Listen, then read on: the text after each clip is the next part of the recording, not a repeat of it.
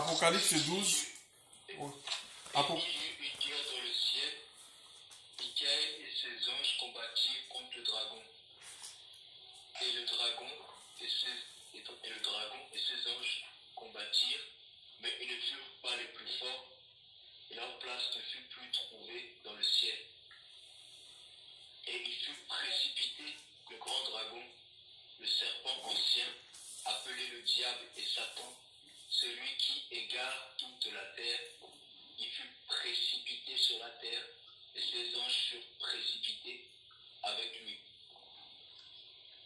Et j'entendis une voix forte dans le ciel disant, maintenant le salut est arrivé, ainsi que la force, le règne de notre Elohim et la puissance de son Mashiach. Amen. Car l'accusateur de nos frères, qui les accuse devant notre Elohim jour et nuit, a été précipité. Alléluia. Verset 11. Et ils ont remporté la victoire sur lui à cause du sang de l'agneau et à cause de la parole de leur témoignage, et ils n'ont pas aimé leur vie jusqu'à la mort. Amen. C'est pourquoi réjouissez-vous, cieux, et vous qui y dressez vos tentes. Mais malheur à vous, habitants de la terre et de la mer, car le diable est descendu vers vous, animé d'une grande colère, sachant qu'il a peu de temps. Gloire à Dieu. Nous bénissons le Seigneur encore pour ce soir et nous prions que son Esprit Saint, qui a été donné pour nous conduire dans la vérité, puisse vraiment inspirer ces moments.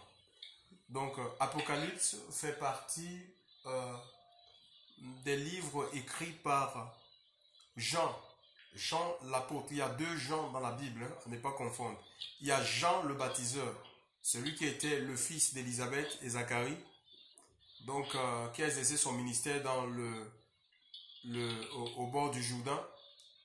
Et il y a Jean l'apôtre, celui qui a été appelé par le Seigneur lui-même pour perpétuer son ministère après lui. Il est auteur de l'évangile de Jean, les épîtres de Jean, y compris Apocalypse. Amen. Le Apocalypse, ça vient du grec apokalypsis. Apokalypsis veut dire ôter le voile, d'accord, en français. Amen. Ça veut dire ôter ou enlever le voile. Le voile, c'est comme une barrière, hein? Et ça se définit comme étant un morceau d'étoffe, hein, ou de tissu destiné à cacher. Alors, donc, ici, il y a le péché. Le péché est aussi considéré comme un voile, ou même les services que Dieu nous a donnés. D'accord? Il y a plusieurs voiles, hein. Même le service, le ministère peut être devenu à un moment donné un voile, peut nous cacher la face de Dieu. Tellement on est occupé, un peu comme Marthe, alors qu'ils étaient dans la même maison. Marie était au pied du maître pendant qu'elle était occupée aux travaux domestiques. Au point où elle va reprocher cela au Seigneur en disant, mais Seigneur, permets que Marie vienne m'aider. Ne vois-tu pas que je suis seul? Chers frères et sœurs, et le Seigneur va dire, Marie, tu t'agites pour beaucoup de choses. Marthe, tu t'agites pour beaucoup de choses. Marie a choisi la bonne part, celle qui ne lui sera jamais ôtée. Chers frères et sœurs dans le Seigneur, et il y a plusieurs choses qui peuvent constituer des voiles dans nos vies et nous empêchent de voir au loin, de voir au-delà du voile, c'est-à-dire la présence de Dieu. Chers frères et sœurs. Alors, Jean a écrit ce livre dans un contexte un peu particulier. C'est un apôtre, du grec apostolos, ça veut dire un envoyé de Dieu. C'est un ministère de fondement. Hein? Éphésiens chapitre 4, verset 11. Dieu a donné les uns comme apôtres, prophètes, évangélistes, pasteurs, docteurs pour le perfectionnement des saints. Donc son travail, c'est de perfectionner, c'est d'équiper l'église. C'est de former des disciples. Alléluia. C'est de mettre en place, c'est des ministères, c'est des gens qui sont là pour jeter les bases en fait. Pour structurer les assemblées. c'est de structurer les assemblées en fait. C'est d'amener les âmes à l'accomplissement. Alors, ce Jean se retrouve, Jean l'apôtre se retrouve à Patmos. Il n'est pas à Patmos parce que bon, c'était une belle île, il fallait la visiter, il fallait faire du tourisme. Non, il est à Patmos emprisonné. Parce qu'à son époque, il y avait un empereur du nom de Domitien qui voulait l'adoration en fait. Il voulait qu'on l'adore, comme on adorait Dieu, un peu comme aujourd'hui, il y a des pasteurs qui sont adorés. J'ai lu dans le Facebook de quelqu'un qui disait que son apôtre était son idole.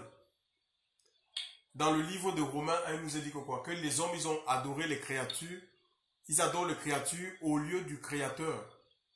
D'accord? Donc on a changé la gloire de Dieu, tu vois, incorruptible, en image. On adore des images, on adore des hommes, on adore des bâtiments, on adore l'argent, chers frères et sœurs. On adore le sexe. Il y a plusieurs choses comme ça qui peuvent constituer des voiles dans nos vies.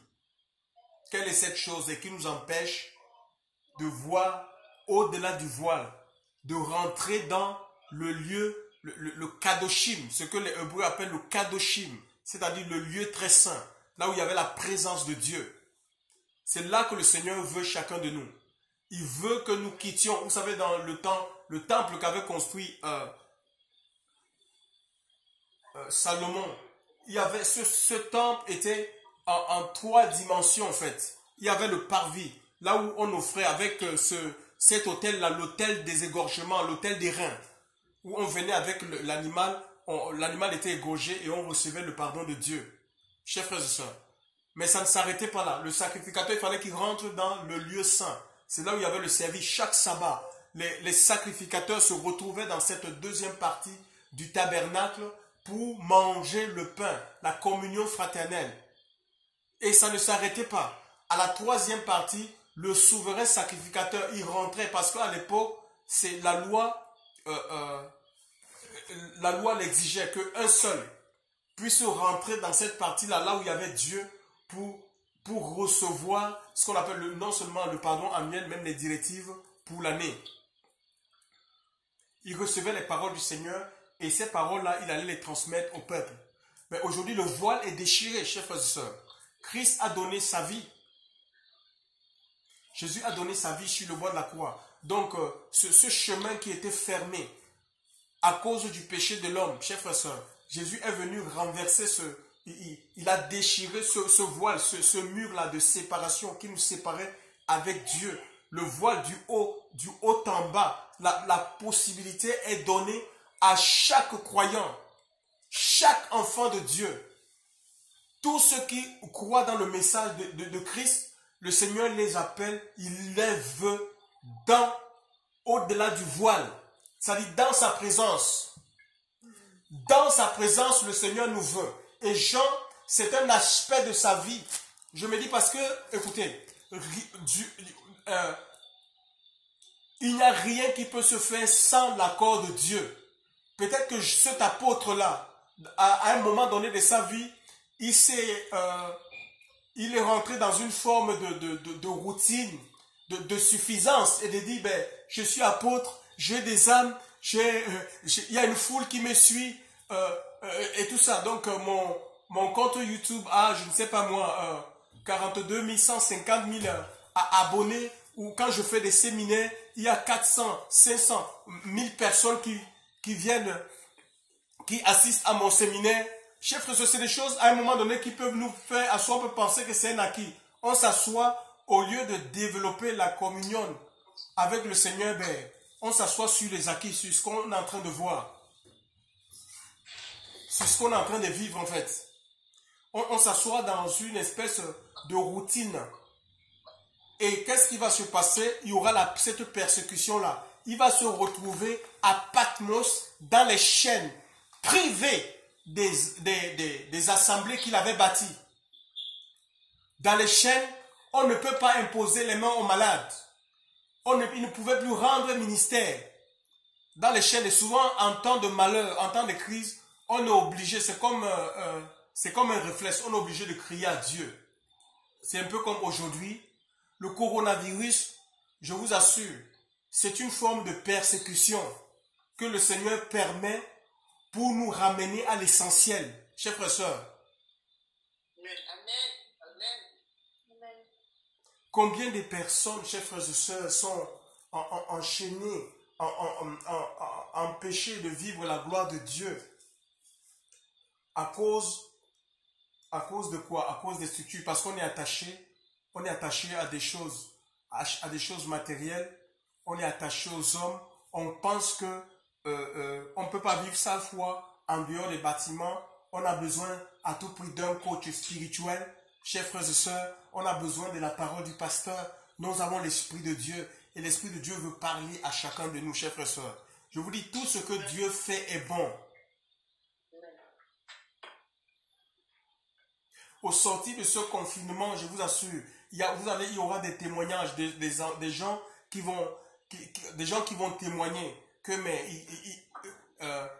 ils ont vécu la visitation de Dieu, ils ont découvert qui ils sont réellement, qui n'ont pas besoin des gens, chers frères et sœurs, pour les conduire. Donc Jean était là, privé de ses assemblées, privé de ses collaborateurs. Ce n'est pas le péché qui l'a amené à Patmos. Il n'avait pas péché. Hein. On peut lire Apocalypse 1, vous verrez. Il dit à cause du témoignage de Christ.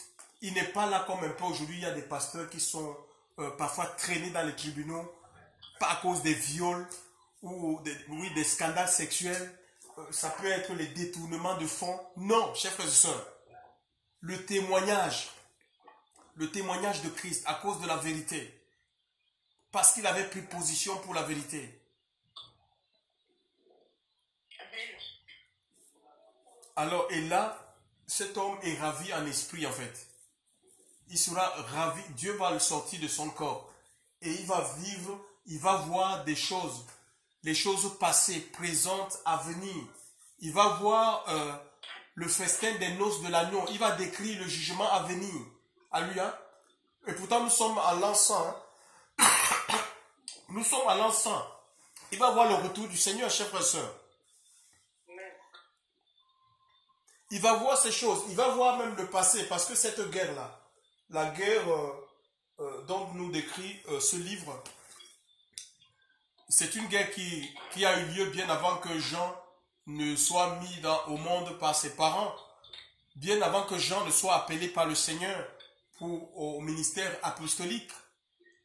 Donc il va voir le passé, le présent, il voit l'avenir, chers frères et sœurs. Il va voir des âmes, des hommes de tout langue, de tout peuple qui se donnent par milliers à Christ, chers frères et sœurs. Les conversions, Jean a vu nos conversions en fait. Comment on s'est converti le jour où tu t'es converti, Jean, l'apôtre, à Patmos. C'est cette épreuve, l'épreuve de Patmos, qui l'a permis de voir ces choses. Vous savez, il y a parfois Dieu a envie de nous communiquer des choses. Dieu veut nous amener dans une nouvelle dimension, chers frères et sœurs. Mais tellement on est occupé. Quand on est occupé, ça peut être par des activités, par notre quotidien, que c'est souvent impossible, chers frères et sœurs. C'est impossible. Le Seigneur nous veut à l'écart, il nous veut à ses pieds. Il nous veut à ses pieds, chers frères et sœurs. Alléluia. Jean va vivre cette expérience. Donc, de quelque chose, ça dit d'une épreuve, il y a quelque chose de positif qui va sortir. Par exemple, ce livre, si Jean n'était pas allé en prison, il n'aurait pas reçu la révélation Apocalypse. Alléluia, ôter le voile. Le Seigneur veut ôter le voile. Il nous appelle ce soir à ôter les voiles. Il y a les voiles parfois dans nos vies. Nous connaissons ces voiles-là, ces morceaux de tissu que nous tenons. Et tant que nous tiendrons ces morceaux de tissu, chers frères et sœurs, nous serons empêchés d'avancer, chers frères et sœurs. Alléluia. Il faut qu'on enlève tout ce qui peut être un obstacle pour nous permettre de voir et de vivre la gloire de Dieu. La guerre, c'est une lutte. Ce n'est pas la guerre. Il y a une guerre dans le ciel. Donc la guerre ne date pas d'aujourd'hui. Hein. Ça a commencé au ciel. C'est une lutte. C'est une lutte, un conflit armé, chers frères et sœurs. Ça peut opposer deux nations ou deux armées. Et il y a deux types de guerres. Il y a des guerres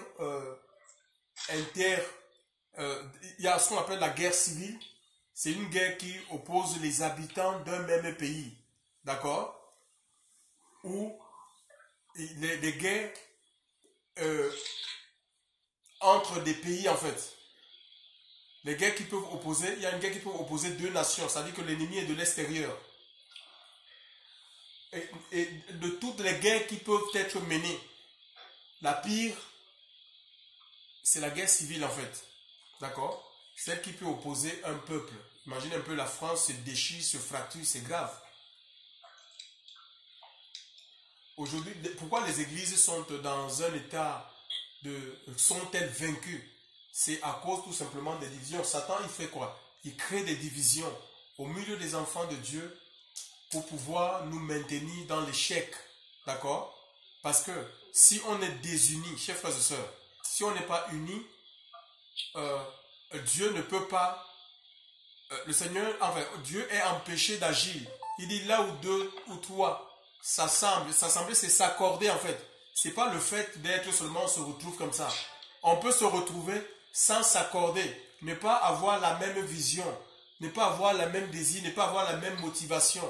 Chers frères et sœurs, d'accord? On peut être là, mais chacun pour ses intérêts, chacun cherche ses intérêts. Et Dieu, lui, il sonde les cœurs. Il ne nous voit pas seulement parce qu'on est là. Dieu voit au-delà du voile, c'est-à-dire de nos personnes. Il voit à l'intérieur. Il voit qu'est-ce qui nous motive. Et c'est ce qui permet à Dieu d'agir ou de ne pas agir.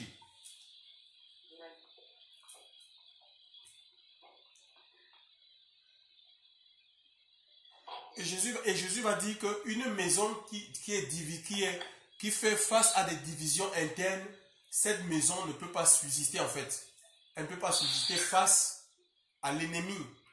Hein? Un royaume divisé contre lui-même ne peut pas. Un royaume qui fait face à des divisions internes, ce royaume, s'il y a un ennemi extérieur qui vient, cet ennemi va envahir ce royaume, va prendre possession de ce royaume, chers frères et sœurs. Donc, il faut que, parce que en fait, l'unité, il est doux. Je crois qu'il y a un psaume, c'est le psaume 137. Je ne sais pas si si j'ai bonne mémoire, si je me trompe. Il est doux pour des frères de demeurer unis ensemble, car c'est là que Dieu déverse la bénédiction et la vie. C'est comme l'huile qui coule sur la barbe d'Aaron, oui. Il est doux et agréable pour des frères de demeurer unis. Demeurer unis ensemble, c'est comme l'huile qui coule sur la barbe d'Aaron. L'huile ici, c'est le symbole de l'Esprit de Dieu. Comme à la Pentecôte, ils étaient unis. Chers frères et sœurs, ils cherchaient Dieu dans le jeûne et dans la prière. Chers frères et sœurs, alléluia, ils voulaient voir la gloire de Dieu. Ces apôtres-là, en fait. Donc, et il y a eu l'effusion de l'Esprit de Dieu. Parce qu'ils étaient unis. Ils étaient ensemble, mais ils étaient unis. Ils avaient le même désir. Hein, ils croyaient dans la promesse que le Seigneur leur avait faite. Hein, qu'il les enverrait le consolateur, l'esprit de vérité. Qu'ils recevront une puissance. Alléluia. Parce qu'on ne peut pas servir Dieu sans la puissance de son esprit. Nous avons besoin de l'esprit de Dieu, chers frères et sœurs. Dans ces moments critiques, nous avons besoin de quelque chose de surnaturel en nous, qui nous porte.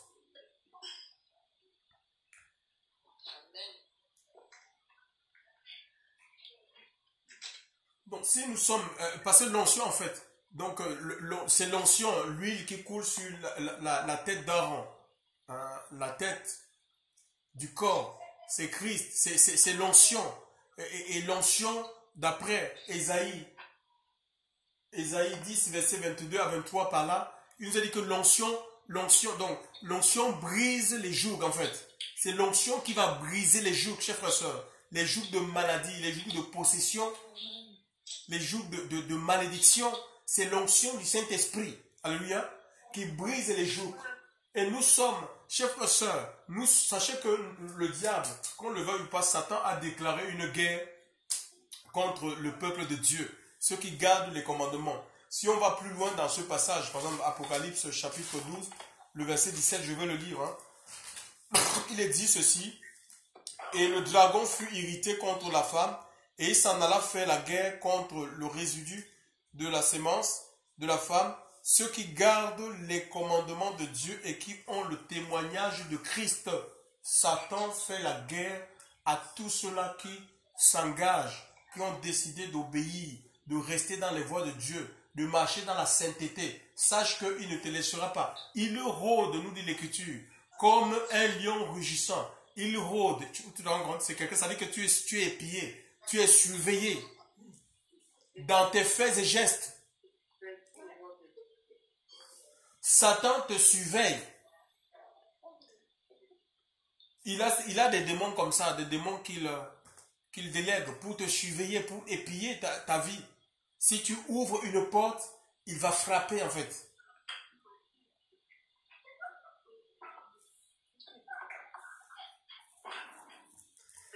Alors, ici, la guerre, je disais, la guerre est déclarée, le conflit, il y a ce conflit dans le ciel qui va opposer Michel.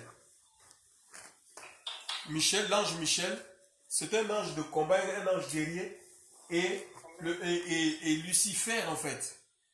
Donc Lucifer, c'était l'ange de lumière. Alléluia. Donc, pourquoi Lucifer s'est rebellé? Il s'est rebellé parce qu'en fait, il a convoité, comme c'était un ange, un chérubin puissant, protecteur. Il protégeait la gloire de Dieu en fait. Donc c'est quelqu'un qui voyait le Seigneur. Hein. Il était devant le trône. Et avec ses ailes déployées, qu'est-ce qu'il a fait? Il a convoité en fait. Il convoité le trône. Et il s'est mis, il a convaincu un tiers des anges. Donc il y a un tiers des anges qui sont rentrés, qui se sont alliés à lui pour renverser le trône de Dieu. Mais l'Écriture nous dit qu'il ne fut pas le plus fort et sa place ne fut plus trouvée où? Dans le ciel. D'accord? Et ils l'ont vaincu. Ils l'ont vaincu, nous dit l'Écriture, à cause du sang et à cause de la parole de leur témoignage. Donc, alors,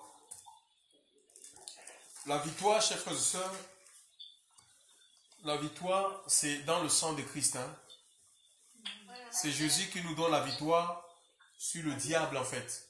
Il nous donne la victoire parce que, il a donné sa vie, son sang a coulé, ce sang qui a protégé les Hébreux pendant qu'ils étaient confinés cette nuit, la nuit des terreurs, hein, quand Dieu avait décidé de tuer tous les premiers-nés mâles de l'Égypte, en commençant par celui qui devait succéder au trône. Chers frères et sœurs, les enfants d'Israël étaient épargnés. Pourquoi? Parce que il y avait le sang sur des linteaux et sur les poteaux des maisons. Donc, et Jésus est cet agneau qui a été présenté par Jean-Baptiste dans le bord du Jourdain. Il a présenté cet agneau à tous ceux-là qui venaient à lui en disant c'est lui l'agneau de Dieu qui ôte le péché du monde. Donc nous devons croire premièrement, si nous voulons vivre dans la victoire, la première des choses, nous devons croire au sacrifice parfait. C'est Jésus, ce n'est pas un apôtre qui nous assure la victoire, s'il vous plaît. Si on avait mis notre confiance en des apôtres, maintenant, où sont ces apôtres-là? Ou un bâtiment, un système d'église. Venez chez nous, c'est chez nous. Venez vous connecter à notre assemblée. Si nous sommes la meilleure assemblée, où sont ces assemblées aujourd'hui? Ils sont fermées. Donc, c'est Jésus qu'il faut présenter à l'humanité, chers frères et sœurs. Il est le seul espoir pour la race humaine. Ils ont la victoire à cause du sang. Ce sont les anges. Hein? Les anges qui ont combattu aux côtés de Dieu. Donc, et à cause aussi de la parole de leur témoignage. Donc, il y avait le sang, la parole, le témoignage. Alléluia, si tu confesses de ta bouche le Seigneur, si tu crois dans ton cœur que Dieu l'a ressuscité des morts, tu seras sauvé. Alléluia. Donc, la parole, le sang et le témoignage. D'accord? On est des témoins. Alors, maintenant, il nous est dit ici, réjouissez-vous cieux et vous qui habitez les cieux. Donc, je voulais quand même dire aux enfants de Dieu, réjouissez-vous cieux et vous qui habitez les cieux. Hein? Malheur à la terre et à la mer parce que Satan est descendu vers eux. Hein? C'est le verset 12. Hein? Réjouissez-vous cieux et vous qui habitez les cieux. Et vous qui habitez les cieux. Malheur à la terre et à la mer. Donc, les cieux, donc les gens qui habitent dans le ciel, puisque Satan a été précipité où? Il est précipité sur la terre et c'est lui qui est à la base de ce qu'on appelle du chaos. Quand il a été précipité sur la terre, il a trouvé qui? Adam et Ève. Et il va séduire quoi? Il va séduire Adam, il va séduire Ève de manger le fruit pour les sortir de la présence de l'Éden, de la présence de Dieu. Parce que le jardin d'Éden, c'était la manifestation, c'était le ciel sur la terre en fait. Adam et Ève vivaient le ciel sur la terre. D'accord? Ils étaient dans la gloire en fait. La gloire que Satan a perdue dans le ciel là-bas. Il est venu, il a dit, mais moi aussi je vais les sortir de la gloire. Donc, ici, nous sommes, imagine, il n'a pas eu peur en fait. Hein. Il est allé vers eux. Il y a des gens qui disent, non, Satan, non, il ne peut pas. Satan ne peut, non, attends mon ami, qui que tu sois, peu importe ton niveau spirituel, sache que Satan il va tout faire, il va chercher, c'est le séducteur en fait. C'est quelqu'un qui séduit en fait. Il va chercher à te sortir de la voie de Dieu, à te sortir de la vision du Seigneur, à te sortir des promesses, à te pousser à ne même plus croire aux promesses de Dieu. Chers frères et sœurs, c'est pourquoi, écoutez-moi bien, nous sommes sur la terre, hein? Enfants de Dieu, nous sommes sur la terre. Et il est dit malheur à la terre et à la mer, car Satan est descendu vers vous, animé d'une grande colère. Jean 10 nous dit que le voleur ne vient que pour égorger, pour détruire, pour dérober. Ça veut dire qu'il y a des richesses. Quand on se donne au Seigneur, il y a des richesses. Peut-être ce n'est pas les richesses matérielles, mais des richesses spirituelles déjà. Que Dieu a mis en nous, il y a un trésor spirituel. Nous portons dans des vases de terre un trésor. Chers frères et sœurs, nous dit l'Écriture, il y a un trésor que Dieu a mis. Un trésor qu'il a mis en enfant de Dieu. L'Esprit de Dieu, c'est le bien le plus précieux. Et le diable sait pertinemment qu'il ne peut rien contre quelqu'un qui a l'Esprit Saint, qui est soumis à l'Esprit Saint. Parce que, outre le fait d'avoir l'Esprit Saint, il faut être soumis à l'Esprit de Dieu. Quelqu'un qui se laisse guider par l'Esprit de Dieu, Satan sait qu'il ne peut rien contre cette personne-là. Il le sait, chers frères et sœurs. Le Saint-Esprit, c'est la puissance de Dieu. L'Esprit de Dieu, c'est l'Esprit de Dieu qui chasse le diable. Dans Ésaïe 59, 19, il nous dit que si le diable s'élève comme un fleuve, l'Esprit de Dieu va le chasser, va le disperser. C'est le Saint-Esprit en nous, chers frères et sœurs. Et les enfants de Dieu, sachez que comme Adam et Ève étaient sur la terre, mais ils vivaient le ciel sur la terre. C'est la même chose. On appelle ce passage, c'est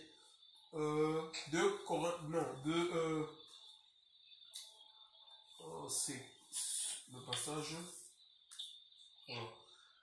Éphésiens 2, 6. Est-ce que quelqu'un peut nous lire Éphésiens 2, chapitre 6?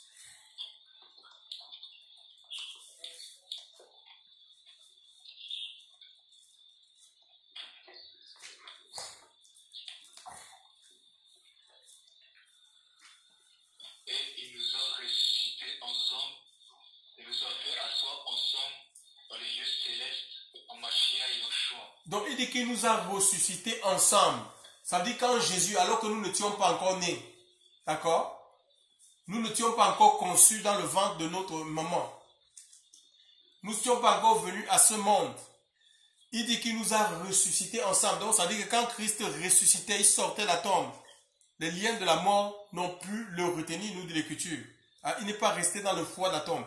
Il est ressuscité le 3e jour et il ressuscitait avec tous les gens, tous les croyants en fait.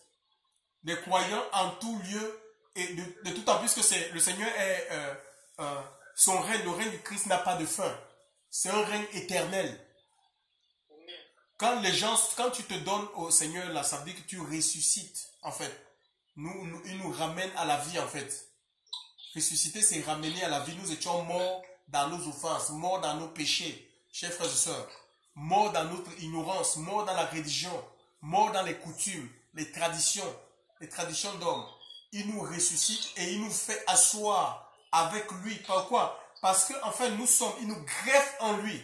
Parce qu'il est assis dans les lieux célestes, à la droite de Dieu. Donc nous sommes assis parce que nous sommes membres de son corps. C'est nous qui composons ce corps-là. D'accord? Le corps de Christ. Et on est assis en même temps nous sommes sur la terre, un peu comme Adam. Nous sommes dans le ciel et nous sommes sur la terre. D'accord? Puisque en attente de la promesse. Attends, j'aimerais que tu vas me poser la question à la fin de la prédication, s'il te plaît. En attente de la promesse, d'accord? En attente de la promesse, parce que nous sommes sauvés en espérance. On vit. On continue à vivre, le Seigneur n'est pas encore venu. Donc, il faut que nous persévérions dans quoi? Dans ses voies. Parce que, il y a des gens qui pensent que, parce que les apôtres n'ont pas prêché la perte du salut, qu'on ne peut pas perdre le salut. Hein? Il dit, l'apôtre, dans le livre de Hébreux, je crois Hébreux 10, il est dit, verset 33 par là, il est dit que nous ne sommes pas de ceux qui se retirent pour se perdre. Quand on se retire de la foi, c'est la perdition en fait. Quand on se retire de la main de Dieu, on se perd, chers frères et sœurs. Alléluia. Parce que c'est Dieu, ou c'est l'Esprit de Dieu qui nous conduit. Il nous conduit dans la présence de Dieu. Alléluia. C'est lui qui nous mène à Dieu. Un peu comme la nuée qui conduisait jusqu'à Canaan. Alléluia. Et nous sommes sur la terre, on doit être soumis à l'Esprit de Dieu. Parce que l'Esprit de Dieu va nous conduire jusque dans la présence du Père. Alléluia. Gloire à Dieu. Et c'est une marche tout au long de notre vie. Tout au long de notre vie, si le Seigneur n'est pas encore venu. Donc maintenant, je voulais vous dire une chose, que nous sommes engagés, en tant qu'enfants de Dieu, nous sommes engagés dans ce combat. L'église, c'est une armée, d'accord? L'église, c'est une armée. C'est une armée et dans une armée, il y a ce qu'on appelle, il y a des instructeurs ou des formateurs. L'apôtre Paul en était. C'était un formateur. Timothée fut formé par lui. Écoutez ce qu'il dit à Timothée. Quelqu'un peut lire Timothée 2, verset 4.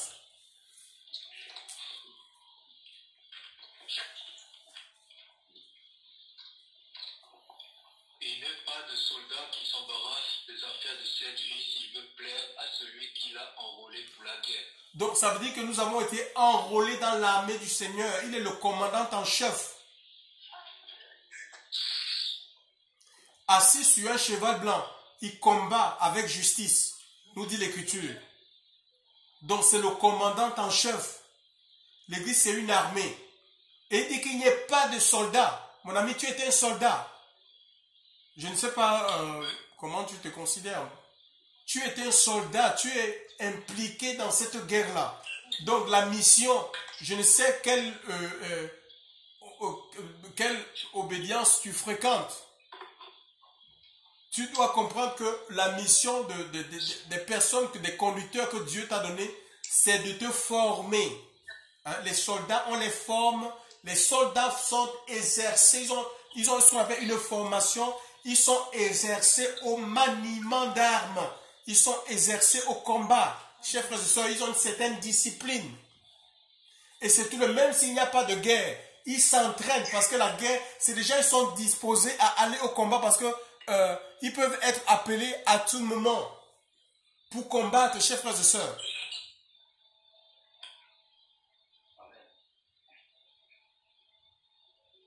Chers frères et sœurs dans le Seigneur. Donc maintenant, il dit ici à Timothée que, attention, il n'y a pas de soldats. Mon frère, tu peux reprendre?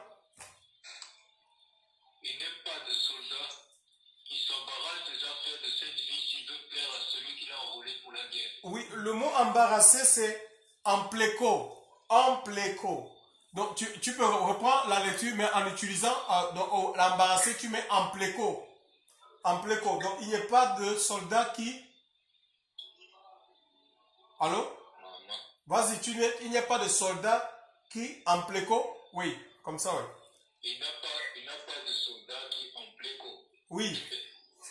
Oui, oui, continue. dans cette vie.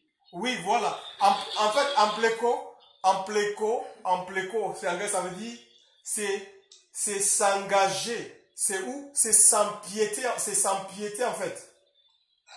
C'est engager, s'empiéter. Tu t'empiètes à quelque chose. C'est s'empiéter à, euh, par exemple, ça dit dans une affaire dont tu ne peux même pas sortir.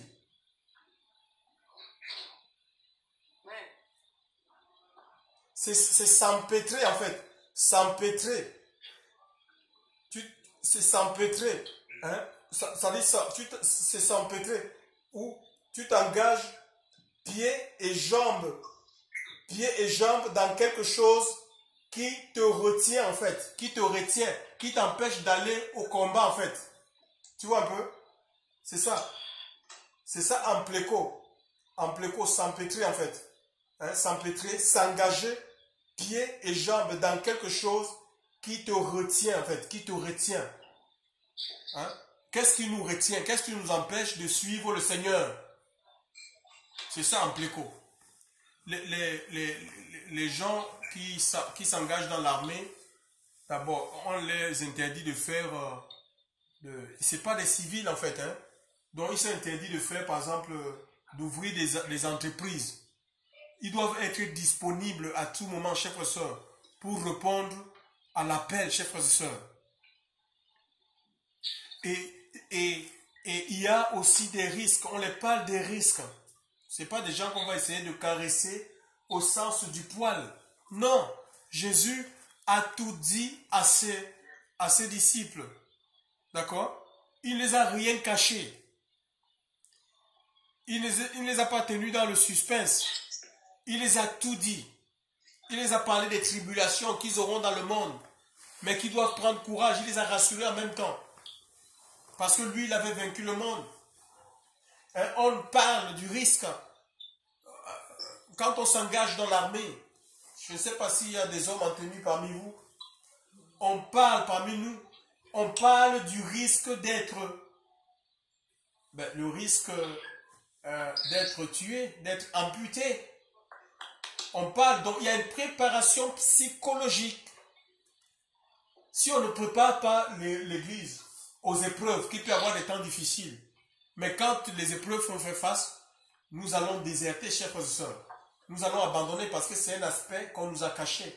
Avec l'évangile des mariages, tout est beau, tu auras les voitures, tu auras les maisons. Non, chers frères et sœurs. Hein? Les soldats, ils souffrent. Hein? On les parle de la souffrance, chers frères et sœurs, qui est liée à leur service. Hein? Quand ils se détachent, c'est une souffrance. Imagine, ils connaissent la solitude. Il va dans une mission, dans un endroit qu'il ne connaît pas, il va faire des mois, hein? Privé de ses enfants, de sa femme. C'est des choses qui peuvent arriver. Le Seigneur dit que si celui qui, on ne peut pas être son disciple et aimer ses enfants, sa femme, c'est plus que lui.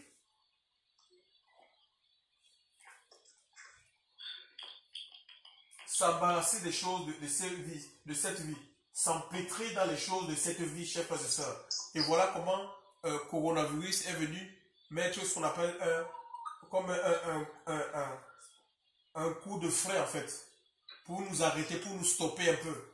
Stopper dans la folie de vouloir toujours de courir dans notre course, la course folle, la course effrénée des choses de ce monde. Hein, quand je vois aujourd'hui, même les païens, ceux qui nous gouvernent, ils disent qu'ils ont fermé des structures ou des magasins, des sociétés qui ne sont pas stratégiques, non essentielles. Des activités non essentielles, comme les boutiques de luxe. Là où on vend les maquillages, les machins, des choses que les enfants de Dieu, parfois, ils s'adonnent. Des choses qu'ils appellent non essentielles. Regardez bien les voitures. Les voitures, les boutiques de téléphonie. Tout ça fermé. Chers frères et sœurs, on veut avoir le dernier machin pour aller montrer iPhone, le dernier iPhone, c'est pour aller montrer devant les frères et sœurs pour se vanter. Parfois un iPhone à crédit qu'on a payé pendant 2 ans, 3 ans. Il n'y a pas de soldats qui s'embarrassent. Nous sommes l'armée du Seigneur. Nous sommes l'armée du roi, chers frères et sœurs. Alléluia. Nous devons nous détacher de tout, chers frères et sœurs. Alléluia. Pour le suivre. Et lui va nous équiper, chers frères et sœurs. Il va nous aguerrir. C'est le Seigneur qui forme. C'est le Seigneur qui forme. Donc maintenant, ici, il est parlé de victoire et on ne peut pas. On a besoin des armes et déjà d'équipement. Les militaires se reconnaissent déjà par rapport à leur tenue. Donc, il y a la tenue. C'est le Seigneur qui nous équipe, hein, qui nous donne les vêtements. D'accord? Ah oui. Il nous donne des vêtements pour pouvoir exercer, chers frères et sœurs, dans le Seigneur. Le premier vêtement, c'est cette tunique-là. Sa justice, en fait. Le Seigneur nous revêt. Il nous revêt premièrement de sa justice. Alléluia. Ce n'est pas notre justice, c'est sa justice. C'est une réalité que tu vis. Tu sens que tu es justifié et que tu vis dans la justice.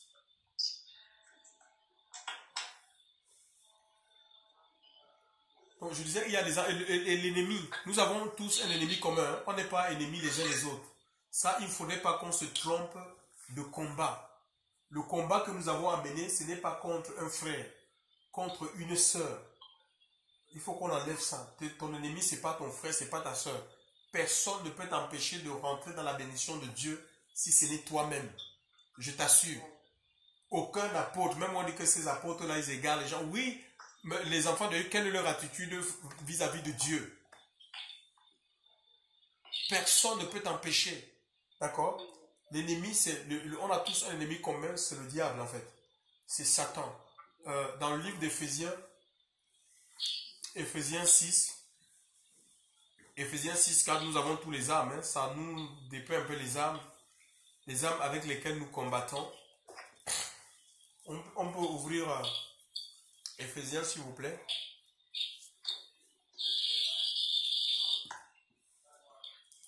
Il y a des armes. Hein. Donc, on n'est pas sans armes. Les Philistins, dommage, les Philistins avaient déclaré une guerre contre les Hébreux. C'était du temps du roi Saül. Et il s'est avéré que personne des enfants d'Israël n'avait une arme, si ce n'est Saül et son fils. C'est pas normal, chers frères et sœurs. C'est pas normal. On doit équiper l'église. Et en ce temps, on voit, il y a des hommes il y a des pasteurs qui sont désemparés. Ils disent, oui, je ne sais même pas si, après coronavirus, je vais vous retrouver encore dans la foi, parce que maintenant, il n'y a plus de cultes. Mais pourquoi tu ne les as pas appris à se retrouver dans la simplicité, pasteur? À partager la parole de Dieu. Aujourd'hui, on a occupé, nous-mêmes, c'est nous-mêmes nous sommes responsables des chrétiens que nous avons. Si toi-même, pasteur, tu as une assemblée de plus de 500, 600, 1000 personnes, tu veux faire 4 cultes seuls, comme si tu étais le seul à qui Dieu parle, à qui Dieu donne des révélations. Moi, je vois dans la Bible la diversité. Il y a certains que Dieu a donné l'exhortation. Et tous les ministères, que ce soit apôtre, pasteur, évangile, pasteur, docteur, c'est pour édifier. C'est pour enseigner. Tous enseignent la parole de Dieu. Mais si toi-même, une personne, tu occupes toute la place, tu ne donnes pas, parce que pour prêcher, il faut exercer en fait. Et on peut pas, quand on te forme, maintenant il faut qu'on te mette, il y a ce qu'on appelle la théorie et la pratique. Si on t'a jamais donné la possibilité d'enseigner, tu crois que c'est quand tu as les épreuves comme ça tu vas enseigner? Non, tu ne pourras pas, chers frères et sœurs. C'est impossible parce que tout ça, la transmission du savoir, ça passe par la formation. Il y a la formation qui est pratique et qui est théorique aussi en fait. Donc il y a la théorie et la pratique. Quand tu donnes des théories aux gens, maintenant il faut les donner la possibilité d'exercer en fait. D'accord? C'est comme ça. Si tu ne leur donnes pas la possibilité d'exercer, eh ben, ils n'exerceront jamais.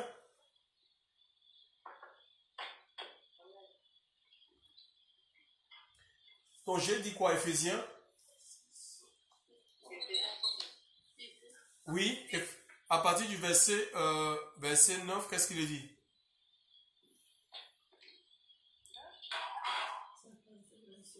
À partir du verset 10, il est dit?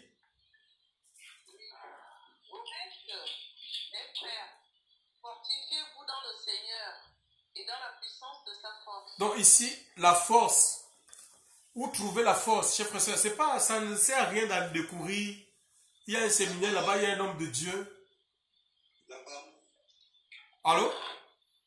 c'est la parole est dans la prière, non? Non, fortifiez-vous dans le Seigneur et dans la puissance de sa force. Donc, dans le Seigneur, Apocalypse 13, verset 19, il nous est dit, son nom est la parole de Dieu.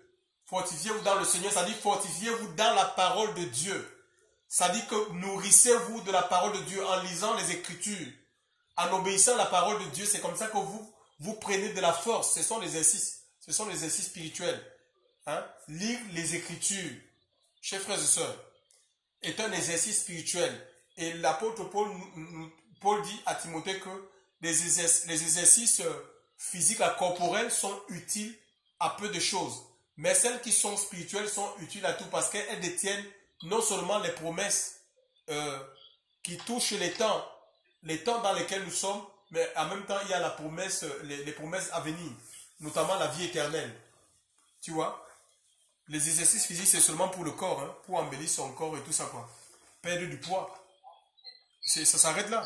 Mais les exercices spirituels nous permettent de rentrer dans les promesses, de vivre les promesses de Dieu ici sur la terre et aussi plus tard vivre la promesse à venir, notamment la vie éternelle. La force où la trouver, c'est dans la parole de Dieu que tu la puises. Ce n'est pas dans les méthodes, ne cherche pas les méthodes. Il faut lire la Bible. La Bible, c'est le seul livre au monde. C'est comme un miroir en fait. Quand tu lis la Bible lit ta vie. Ça te dévoile en fait. Ça dévoile ce que tu es. C'est le seul livre au monde. En lisant ce livre te lit. Ça lit ta vie, ça lit les pensées de ton cœur. Ça te montre ce que tu es.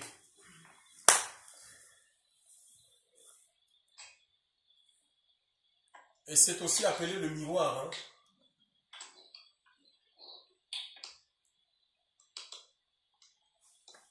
C'est comme un miroir, hein? La parole de Dieu. Donc, alors maintenant, il y a des armes. Hein? Les armes, nous ne combattons pas avec la chair et le sang. D'accord? On peut continuer la lecture, ma soeur.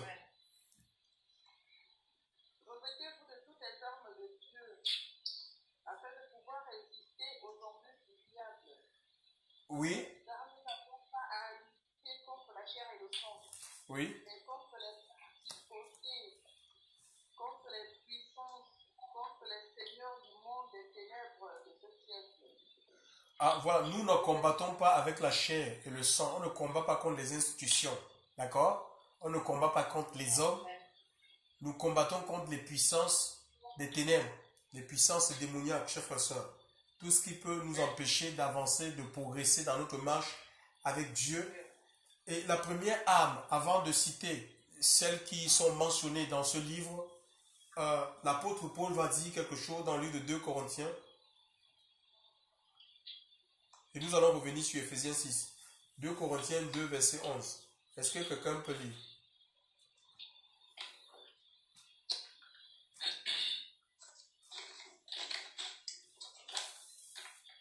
Afin que Satan n'ait pas le dessus sur nous, car nous n'ignorons pas ce Lis à partir du verset 10, mon frère. Or, à qui vous pardonnez, je pardonne aussi.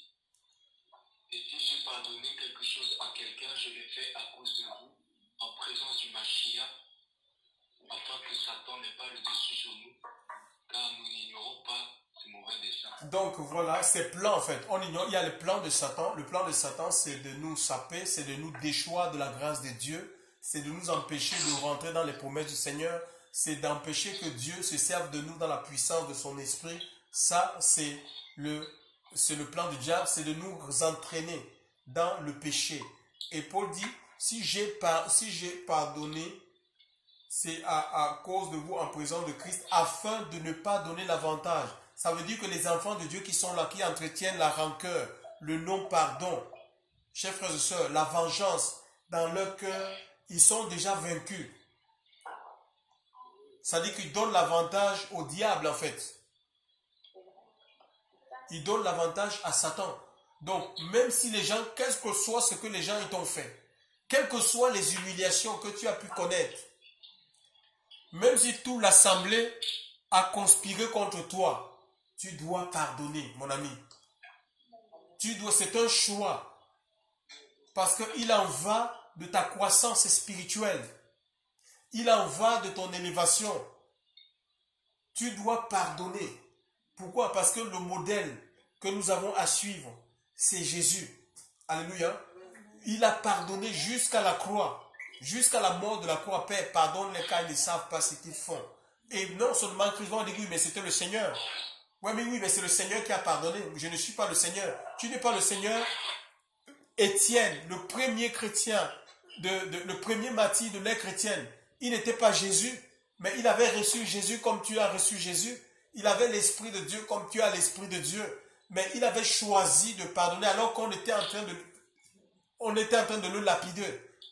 On était en train de le lapider. Seigneur, ne leur impute pas ce péché. Dieu dit, à moi la vengeance, à moi la rétribution, chers frères et sœurs. Ce n'est pas à nous de nous faire justice. Ce n'est pas à nous-mêmes de nous faire justice. Donc il y a ce problème-là qui maintient beaucoup d'enfants de Dieu dans la défaite, chers frères et sœurs. Le non-pardon. Il y a dans le livre de Marc, est-ce qu'on peut lire Marc chapitre 11, verset 25, s'il vous plaît? J'ai dit les questions, s'il vous plaît. Les questions, c'est après. D'accord? Les questions, c'est après. Marc chapitre 11, verset 25. Quelqu'un peut lire, s'il vous plaît?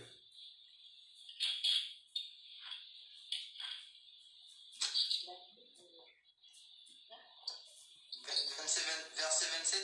25. Marc 11, verset 25.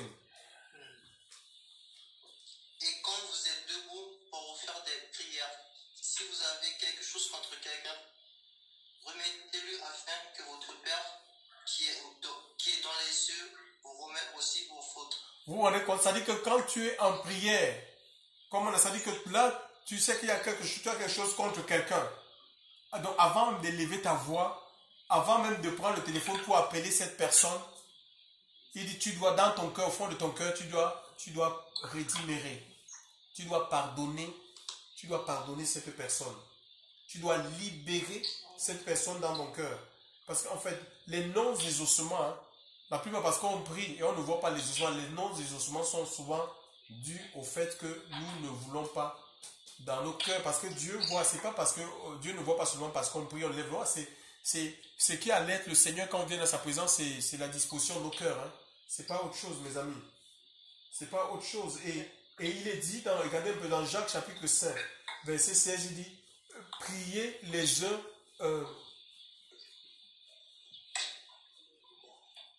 oui, Jacques chapitre 5, verset 16. Quelqu'un peut lire ça? Marquez combien? Jacques 5. Oh, Jacques. Oui.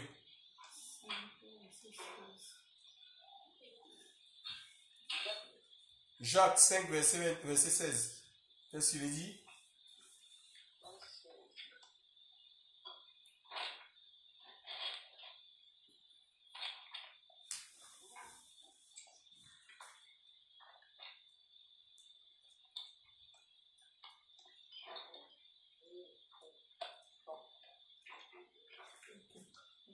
Jacques chapitre 5, verset 16. Confessez donc vos fautes les uns les autres et priez les uns pour les autres afin que vous soyez guéris. Donc on voit un peu que la guérison, il y a de la guérison qui sont liées au pardon en fait. Il faut confesser son péché en fait, sa rancune, les uns les autres et prier les uns pour les autres alors afin que vous soyez guéris. Donc il y a des guérisons que nous allons obtenir parce que nous avons choisi nous de pardonner en fait, de libérer les gens. C'est comme ça, on ne peut pas dire oui mais vous savez le mal qu'ils m'ont fait. Les gens nous feront toujours du mal, chers frères et sœurs. Alléluia. Voilà, mais le Seigneur est là. Il est là pour nous consoler, pour penser nos blessures. Je vous assure, c'est un choix qu'il faut faire en fait. Et les gens vous feront toujours, ils vous prêteront des intentions. Vous ne pouvez pas changer les gens en fait. D'accord? Donc il faut se soumettre, il faut se plier à la volonté de Dieu. Nous revenons sur notre passage. Voilà, Colossiens 3,13. Il est dit, comme Christ vous a pardonné, ainsi pardonnez-vous les uns les autres. Comme Christ vous a pardonné. Et il nous exhorte à nous pardonner mutuellement. D'accord? Et je crois qu'il y a Pierre qui avait posé la question, combien de fois pardonnerai-je mon frère? Combien de fois? Vous connaissez la réponse. Donc un enfant de Dieu doit être en état de pardon permanent. Si quelqu'un te fait du tort et qu'il revient, tu dois dire non, là je sais, c'est trop. Non, tu dois pardonner et toi-même aussi, si tu as fait du tort à quelqu'un, il faut que tu pardonnes. Et même si quelqu'un ne veut pas revenir vers toi, alléluia, qui t'a fait du mal, tu peux pardonner ces personnes. Ouais, c'est l'homme qui a offensé Dieu. Hein. Mais ça n'a pas empêché le Seigneur de venir. C'est aussi une preuve de maturité en fait. Ça n'a pas empêché Dieu de revenir vers l'homme. Pourtant, c'est l'homme qui avait offensé le Seigneur. Il aurait pu rester dans son ciel de gloire. Hein? C'est une preuve de maturité spirituelle, mes amis. Ça va libérer votre cœur. C'est difficile, mais c'est comme ça. Vous savez, il y a une dame qui a été liée, elle avait un ulcère, dont le nom, avait développé un ulcère. D'accord? Dans sa vie, et quand il y avait des séminaires, heureusement, cet apôtre était dans l'esprit. Elle est allée voir vers un homme de Dieu, c'était un temps de prière sur les malades, et cet homme de Dieu lui a dit, ben voilà, il faut que tu pardonnes que cet ulcère est dû parce que tu portes ta maman dans ton cœur. Le fait que sa maman l'avait abandonnée quand elle était petite, sa maman était déjà morte, qu'il faut que tu pardonnes. Quand elle a choisi de pardonner, et c'est comme personne n'avait imposé les mains sur cette dame, et subitement le Seigneur l'a libérée.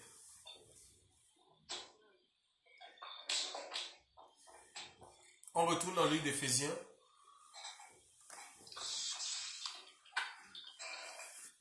Éphésiens.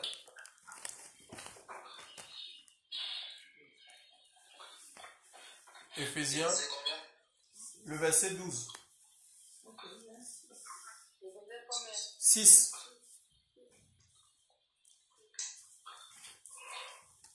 Au reste, mes frères, fortifiez-vous dans le Seigneur et dans la puissance de sa force. Oui. Revêtez-vous de l'armure complète d'Élohim afin de pouvoir résister aux ruses du diable. On parle de se revêtir de l'armure complète. Donc il y a une armure en fait. C'est comme dans l'armée, ils ont ce qu'on appelle le treillis. Le treillis, après il y a ce qu'on appelle des chaussures. Quand on parle de l'armure complète, c'est l'arme, le treillis, les chaussures, le casque, tout en fait. Tout l'équipement. Donc tous les armes sont indispensables en fait. Hein. Il n'y a pas, on ne choisit pas, on dit que moi je préfère telle arme, l'autre là, ça ne m'intéresse pas trop cette arme-ci.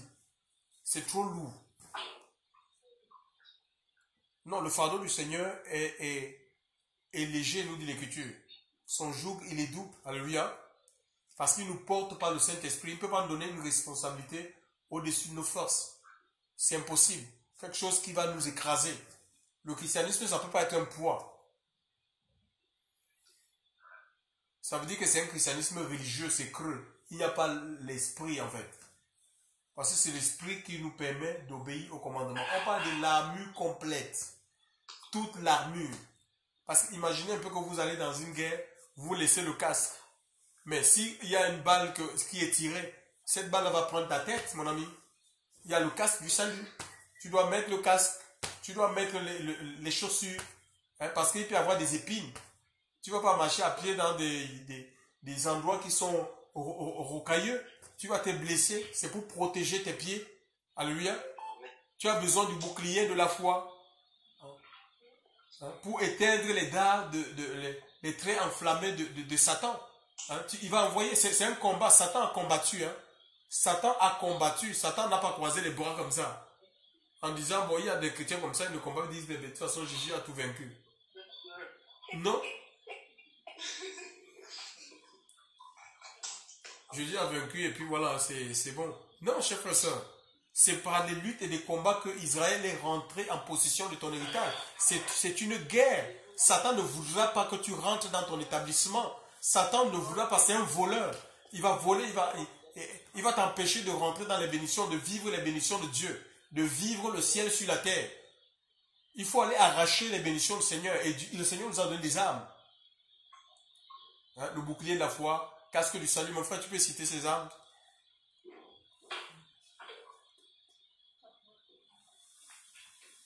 Frère Dylan. Je continue? Oui. Parce que notre lutte n'est pas contre le sang et la chair, mais contre les principautés, contre les autorités, contre les seigneurs du monde des ténèbres de cet âge, contre les méchancetés spirituelles qui sont dans les lieux célestes. Oui. C'est pourquoi prenez l'armure complète d'Elohim afin de pouvoir résister dans le mauvais jour et tenir ferme après avoir tout surmonté. Oui, l'armure complète pour résister ces mauvais jours-là. Hein?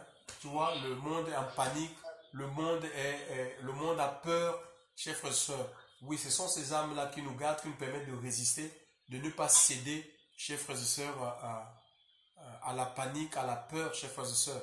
Alléluia. Donc voilà, de ne pas céder à la tentation, de ne pas céder à la séduction, de ne pas tomber en fait. Des chutes, c'est ces armes-là qui nous gardent des chutes. Oui, mon frère. Tenez donc ferme, ayant vos reins dans la vérité pour ceinture, ayant revêtu la cuirasse de la justice, et ayant vos pieds chaussés, prêts pour l'évangile de paix. Par-dessus tout, prenez le bouclier de la foi, avec lequel vous pourrez éteindre tous les dards enflammés du mauvais. Prenez aussi le casque du salut et l'épée de l'esprit, qui est la parole d'Elohim. Gloire à Dieu.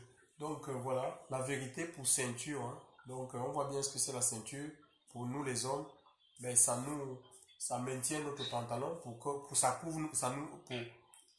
ne voie pas notre nudité. Hein. Le pantalon ne descend pas. Donc c'est Christ. Alléluia. Il est cette vérité-là. On doit s'attacher à la vérité plus que jamais.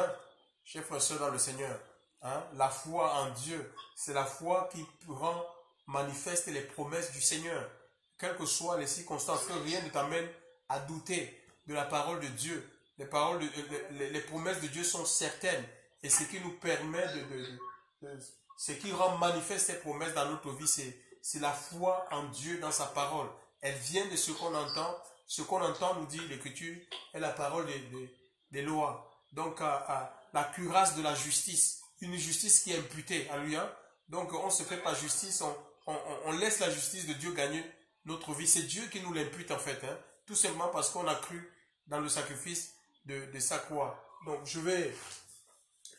l'épée de l'esprit, c'est la parole. Donc, il faut qu'on prenne du temps, qu'on se nourrisse. Hein, voilà, on est confiné. C'est une belle occasion pour se nourrir de la parole du Seigneur. Alléluia. Pour se gaver de la parole de Dieu. Hein? On ne peut pas être un enfant de Dieu, on ne connaît pas la Bible. Mais tu vas être renversé par tu seras emporté par un témoin de Jéhovah. C'est pourquoi tu as des chrétiens, ils courent partout. Ils courent partout. J'ai vu, il y a plusieurs essais depuis que le coronavirus est venu dans le monde.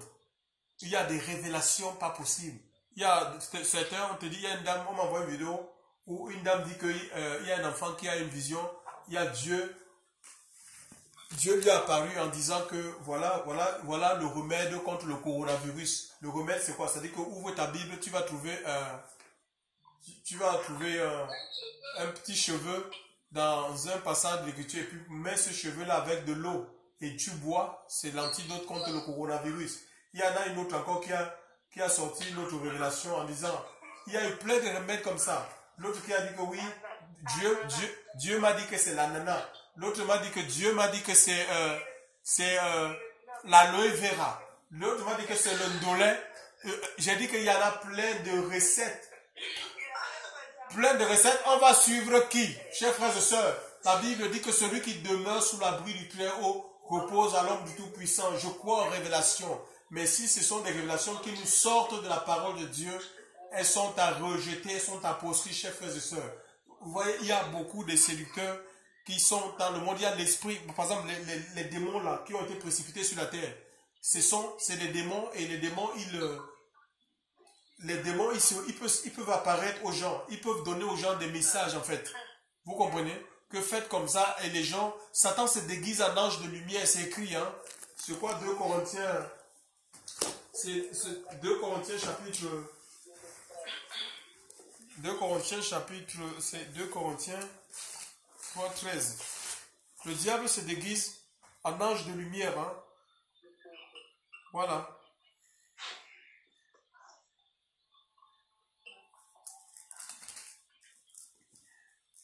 « 2 Corinthiens 11, je pense, oui. 2 Corinthiens 11. Oui, oui, oui, oui. Oui. Oui, 2 Corinthiens 11. Oui, vas-y. Car de tels hommes sont de faux apôtres, des ouvriers trompeurs qui se transforment en apôtres du Mashiach. Et cela n'est pas étonnant, car Satan lui-même se transforme en ange de lumière. vous vous rendez compte? Donc c'est un ange de ténèbres qui se transforme en ange de lumière et il donne des fausses révélations comme ça aux gens. Il y a des gens qui ont commencé des dénominations, même ce que vous appelez des églises là, mais que ce n'est pas le Seigneur qui les a inspirés. On n'a qu'à voir les messages. Hein? Parce que le Seigneur ne peut pas être contre sa parole. D'accord? Il ne peut pas être contre les écrits. Hein? Quand les choses qui sont contraires à la parole de Dieu, où un homme de Dieu rentre dans un fût, il est nu dans le fût, et on donne les fidèles l'eau. L'eau de ce fidèle dit que Dieu lui a demandé de donner l'eau pour protéger les fidèles. Et ils sont en train de crier anointing, l'onction. Oh, l'onction. Ils sont en train de boire une eau sale, une eau souillée. Il est nu dans un tonneau. Je vous assure, mais c'est grave ça. Entre ceux qui mettent la farine, ils mettent la farine sur mais c'est de l'envoûtement. Et ils disent que c'est Dieu. C'est quel Dieu comme ça? Chef frère, si l'Écriture dit que même si c'est un ange du ciel, c'est l'apôtre Paul qui parle, Galates chapitre 1 verset 8, même si c'est un ange du ciel qui vient et annonce le contraire des fondements qui ont été posés par les apôtres de l'agneau, qui soient anathèmes, on ne suit pas, chers frères et sœurs. D'accord? On ne peut pas faire sous prétexte que non, il a reçu une révélation. Quelle révélation? Des révélations qui nous sortent de la parole de Dieu, non. Elles ne sont pas à suivre, chers frères et sœurs, dans le Seigneur. Donc, il faut faire attention. Il y a beaucoup de séduction dans le monde. L'Écriture nous dit de ne pas avoir un Jean 4. C'est là où je vais finir. 1 Jean 4, s'il vous plaît. 1 Jean 4. 1 Jean 4, le premier verset.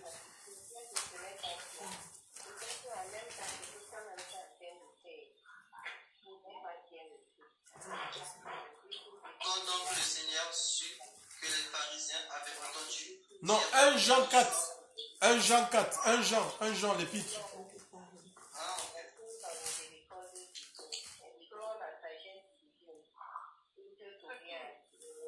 1 Jean 4, vas-y. Bien-aimés, ne croyez pas à tout esprit, mais éprouvez les esprits pour voir s'ils sont d'Élohim. Car beaucoup de faux prophètes sont venus dans le monde. À ceci, vous connaissez l'esprit d'Élohim, tout esprit qui confesse que Yahushua Mashiach est venu en chair est d'Élohim. Et tout esprit qui ne confesse pas que Yahushua Mashiach est venu en chair n'est pas d'Élohim. Donc on dit, oui, oui, l'antéchrist en fait, bien aimé, ne croyez pas à tout esprit. Quand un homme de Dieu commence à dire croyez en moi, hein, ça dit que éprouver les esprits, on doit éprouver les esprits pour savoir s'ils sont de Dieu, car beaucoup de faux prophètes sont sortis dans le monde. Car si vous connaissez l'esprit de Dieu, tout cet esprit qui confesse Jésus, Christ venu en chair, est de Dieu. Mais tout esprit qui ne confesse pas Jésus n'est pas de Dieu. Il faut éprouver, c'est-à-dire analyser ce qu'on vous dit à la lumière de la parole du Seigneur.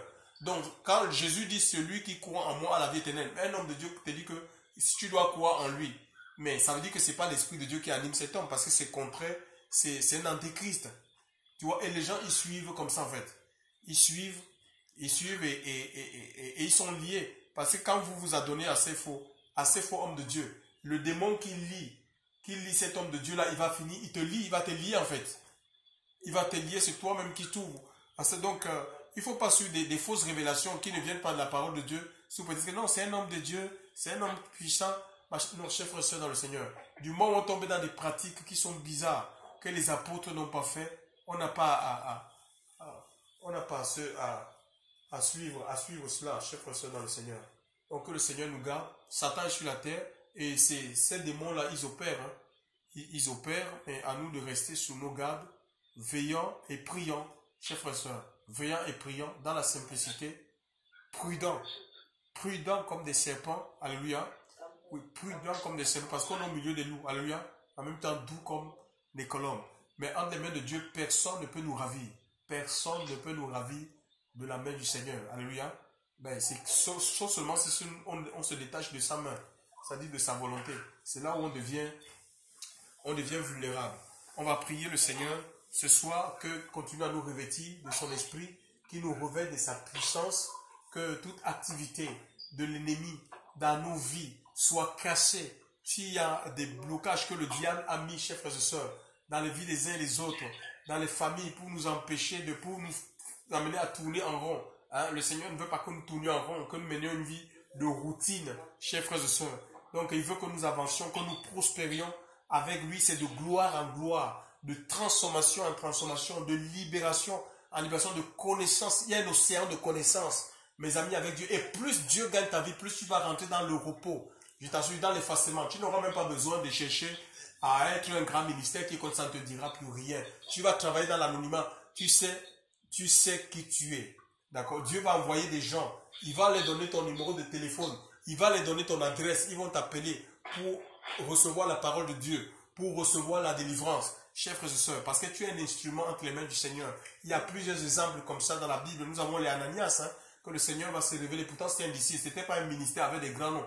Les gens, quand ils voient les grands noms, ils suivent comme ça. Ils n'ont même pas de discernement. Ils suivent seulement parce qu'ils disent que oui, c'est sûr. Et ils ne vivent rien en fait. Chacun doit vivre la présence de Dieu. Chacun doit avoir une expérience qui est personnelle avec le Seigneur. Alléluia. Gloire à Dieu. On prie le Seigneur. Merci Seigneur. Éternel, tu es le Dieu tout-puissant, tu es le véritable. Seigneur, nous voulons te remercier pour ce temps. Merci parce que ta parole, c'est la vérité, Seigneur. Merci parce que tu libères ton enfant ce soir, Seigneur Dieu. Mon Dieu, mon Père, ta parole, c'est la vérité. C'est ta parole qui nous restaure. Tu nous restaures, tu nous libères. Seigneur, mon Dieu, mon Père, Seigneur. Nous voulons te remercier, Seigneur. Nous te remercions pour ce temps.